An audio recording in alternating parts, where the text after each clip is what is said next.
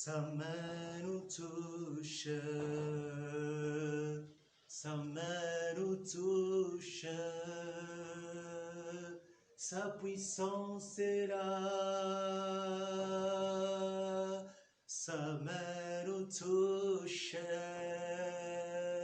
sa main nous touche, sa main nous touche. Son esprit est là, sa main nous touche, sa main nous touche, sa main nous touche.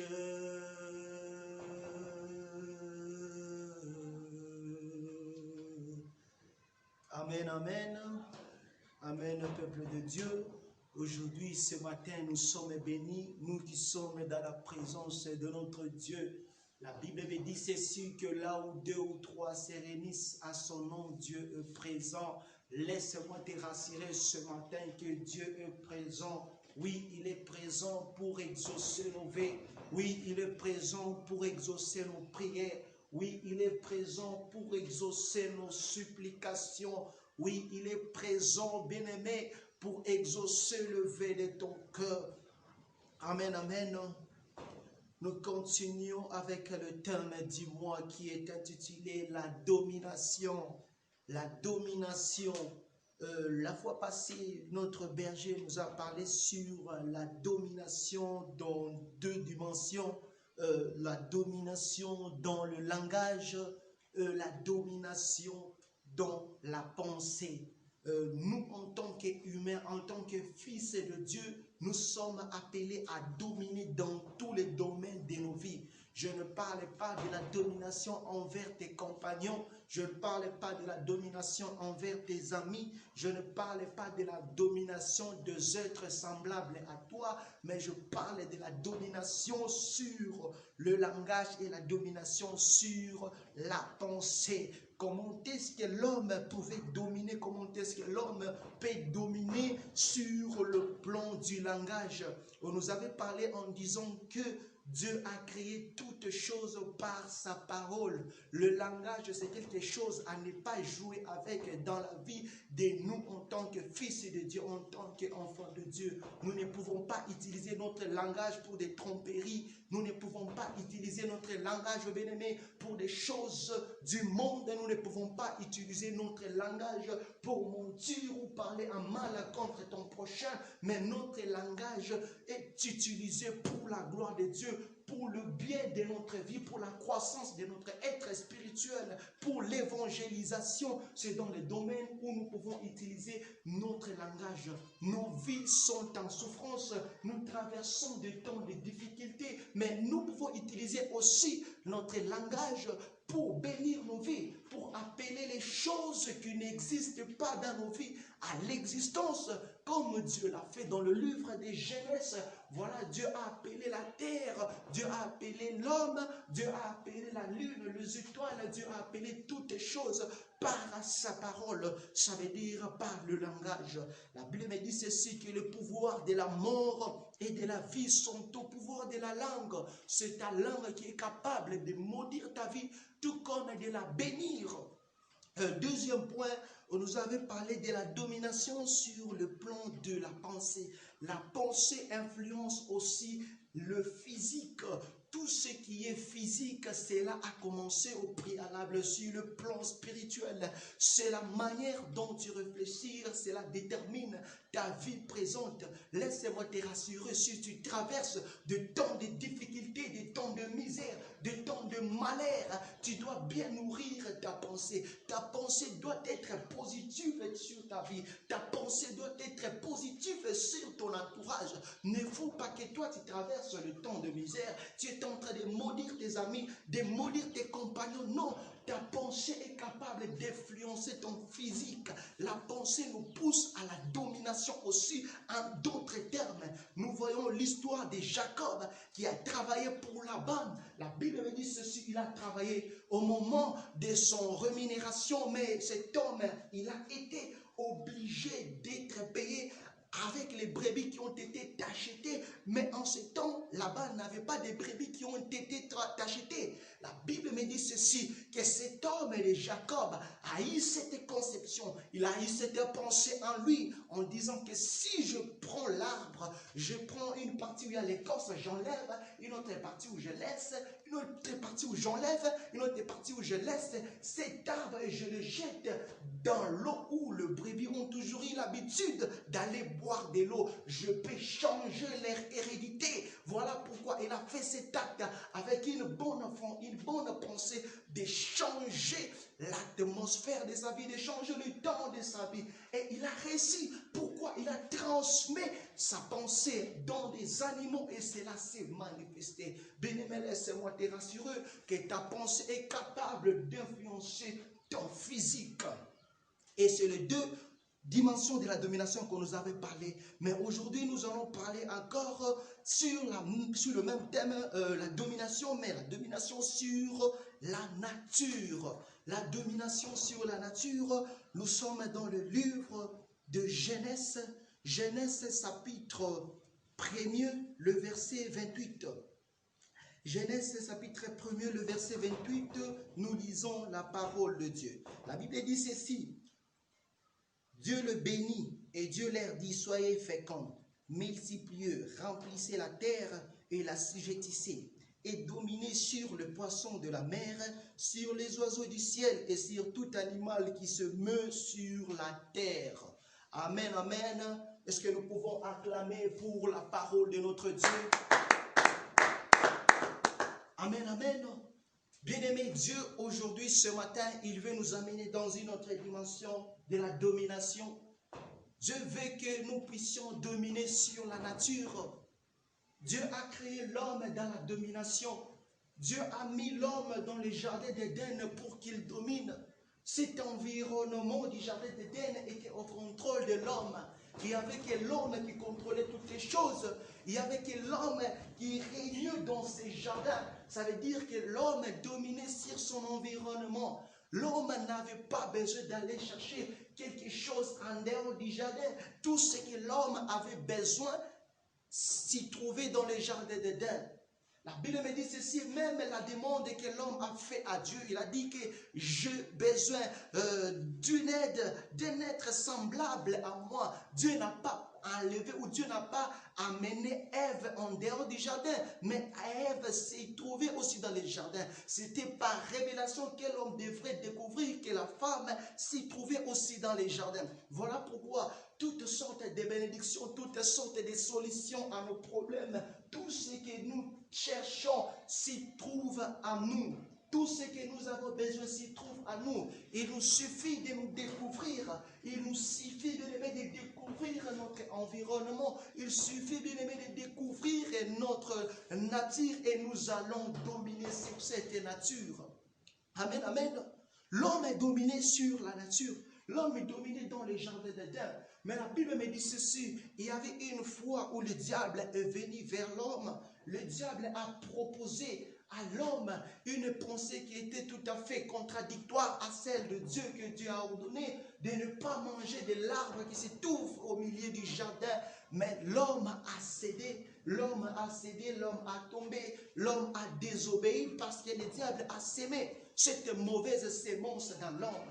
Et l'homme a péché. Et l'homme a perdu ce pouvoir de la domination sur la nature. Voilà pourquoi l'homme ne pouvait plus garder les lions. L'homme ne pouvait plus gérer tout ce qui s'est trouvé dans le jardin. Et Dieu les a chassés à cause du péché. Bien-aimé, laisse-moi te dire, il est de notre nature en tant qu'homme, en tant que créature créée à l'image de Dieu, de dominer sur la nature, de dominer sur toutes les choses. Mais une fois que nous commettons le péché, une fois que nous marchons à l'encontre de la volonté de Dieu, Dieu nous octroie, Dieu nous enlève ses pouvoirs.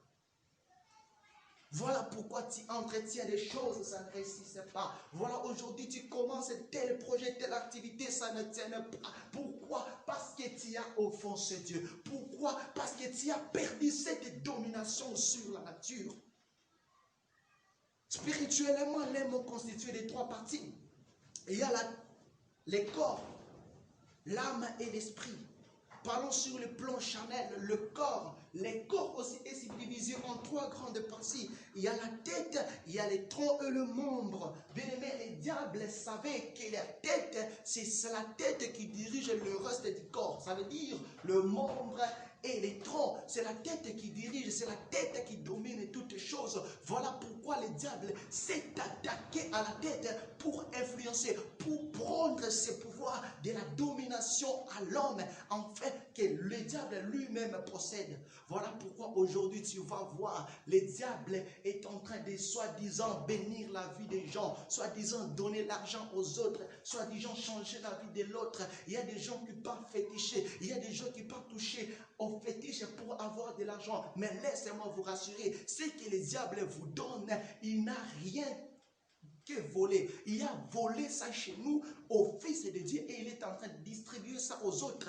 Il est en train de prendre le pouvoir de la nature, le pouvoir de dominer sur la nature. Ça veut dire, il prend la bénédiction d'une personne, il donne ça à l'autre. Il prend la bénédiction d'une autre personne, il amène ça à l'autre. C'est ça, il est en train d'opérer dans la nature. C'est le pouvoir que nous avions, mais nous avons perdu cela à cause du péché, à cause de notre iniquité, parce que le diable a sémé une mauvaise semence à nous.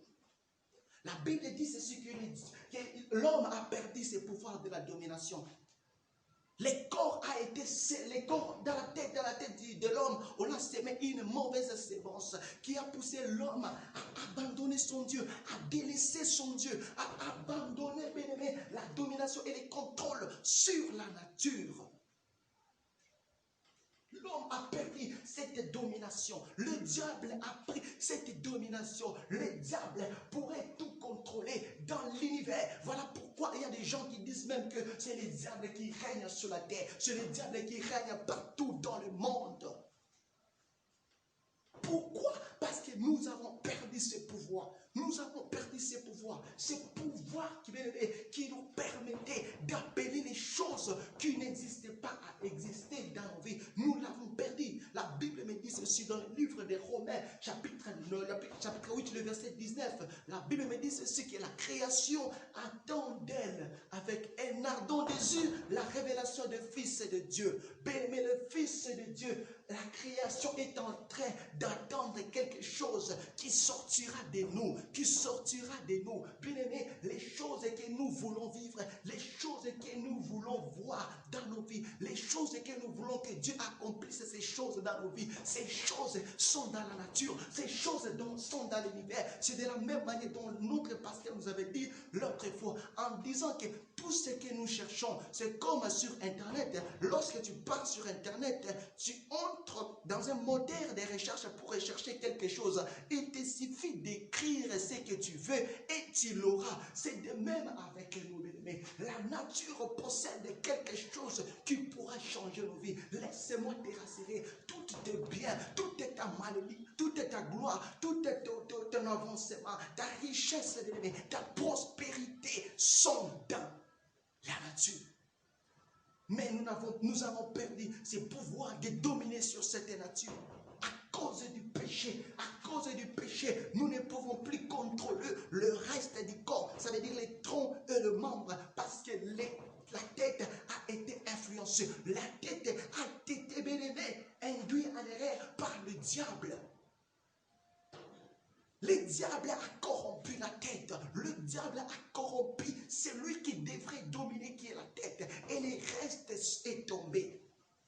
Le reste est tombé. Bien aimé, à cause du péché, nous ne pouvons plus nous retenir.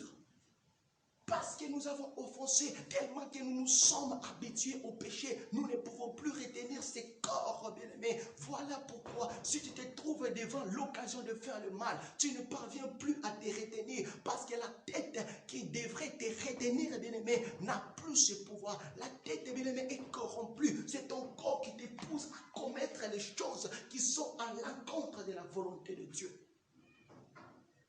Ce soir, Dieu m'a envoyé que tu puisses dominer sur la nature, que tu puisses prendre les contrôles, la domination sur la nature. La nature, bien-aimée, doit obéir à toi.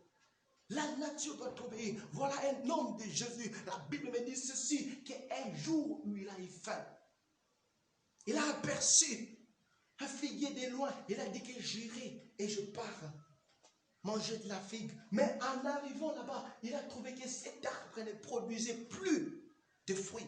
Et il a maudit cet arbre. Il a maudit cet arbre. Pourquoi? Il était du devoir de la nature de prendre soin de nous. Il était de la nature que la nature puisse obéir à notre demande, mais à cause du péché, la nature ne pouvait plus obéir aux demandes de l'homme. Voilà pourquoi tu sèmes, tu ne récoltes rien. Voilà pourquoi tu pries, tu ne vois pas les changements. Voilà pourquoi tu gênes, tu ne vois pas les changements. Au contraire, la Bible dit que si tu sèmes aujourd'hui, tu récolteras au centuple. Mais toi, tu vis la contradiction, la contradiction, la contradiction, rien que la contradiction.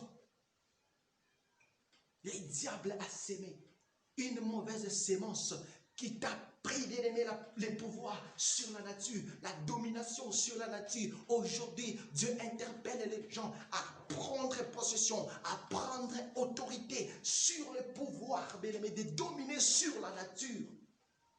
Ce soir, ce pouvoir, bien-aimé, va te retourner. Ce pouvoir, bien-aimé, sera en ta possession. Tu vas dominer sur la nature. Mais laisse-moi te prophétiser. Tu vas dominer sur la nature. La Bible me dit ceci, qu'il y avait un homme qui s'appelait Jésus. Mais cet homme a dominé sur certaines lois de la nature qui disaient qu'un homme ne pouvait pas marcher sur les eaux parce qu'il y a la pesanteur. Mais cet homme a fait la contradiction. Il a marché sur les eaux. Il a marché sur les eaux. Pourquoi? Parce que la nature l'obéissait. Pourquoi? Parce qu'il avait la domination sur la nature.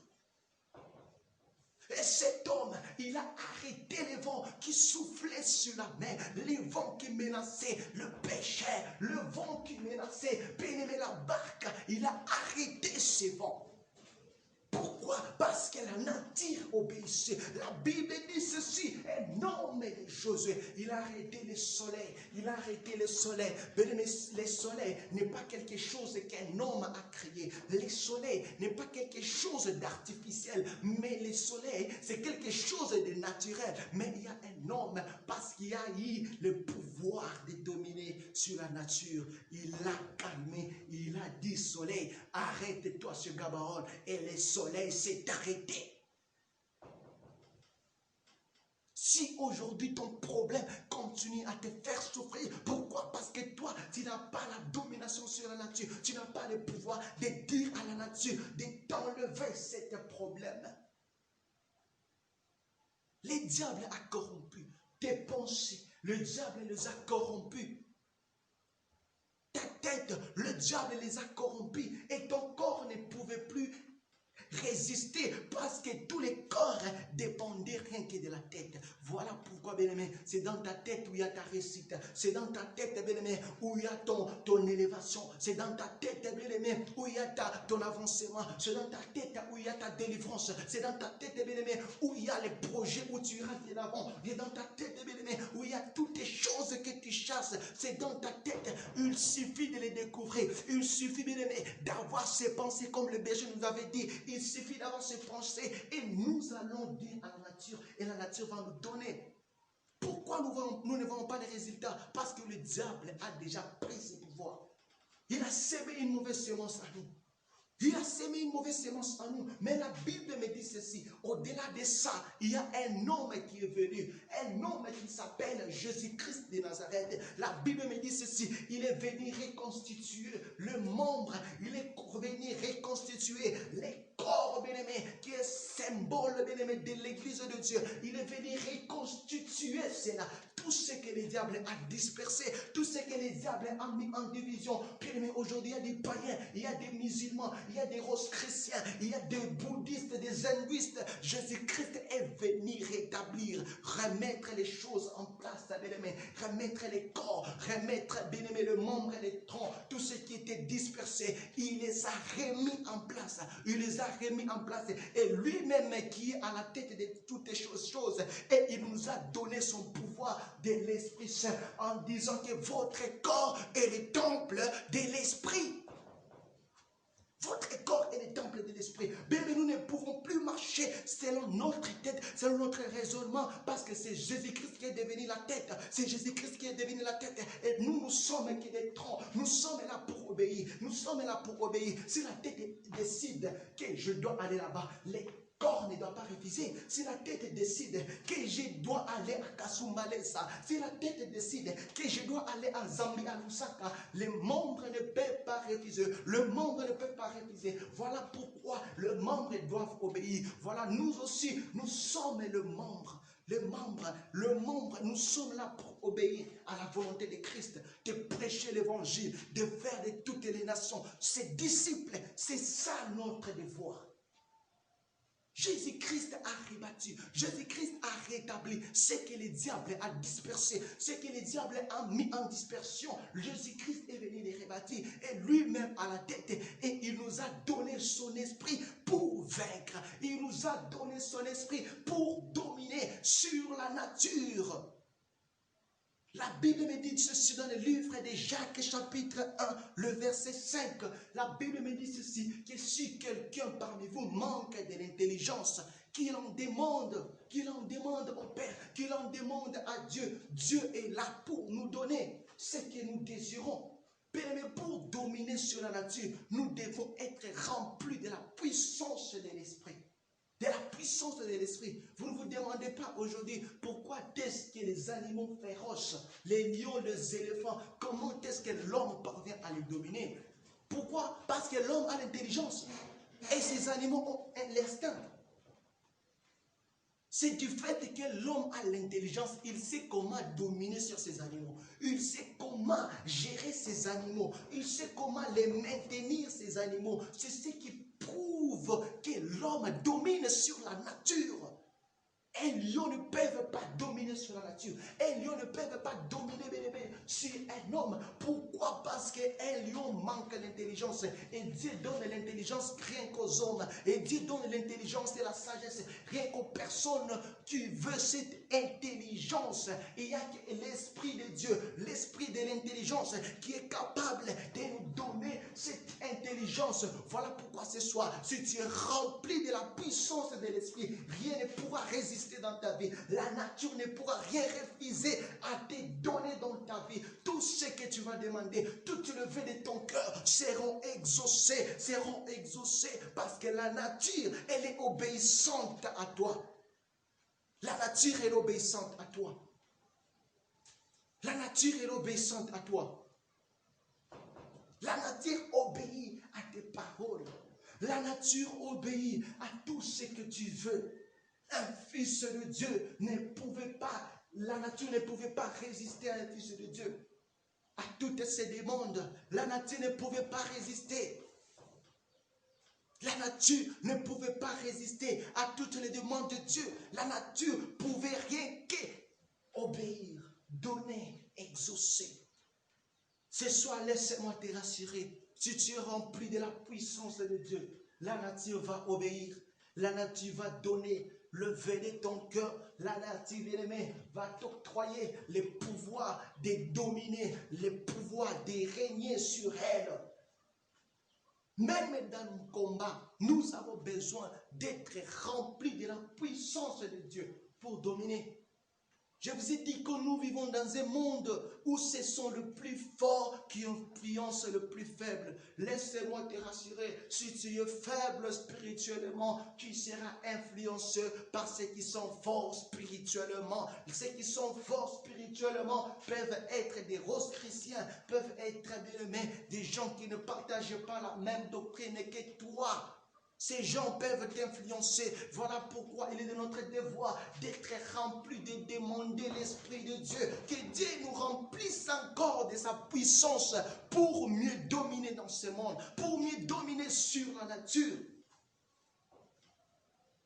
Les disciples de Jésus-Christ, ils ne pouvaient pas aller prêcher, ils ne pouvaient pas aller s'affronter contre des démons, contre des mauvais esprits, des esprits méchants, tant qu'ils n'étaient pas remplis de la puissance de l'esprit. Voilà pourquoi la Bible est en train de dire qu'ils se sont renfermés dans la chambre haute où ils persévéraient dans la prière, afin que l'Esprit de Dieu les donne ce pouvoir, les donne ce pouvoir. quand ils étaient remplis de l'Esprit de Dieu, rien ne pouvait résister au devant d'eux, que ce soit la maladie, que ce soit l'échec, que ce soit, bien aimé, la mort, rien ne pourrait résister. Rien.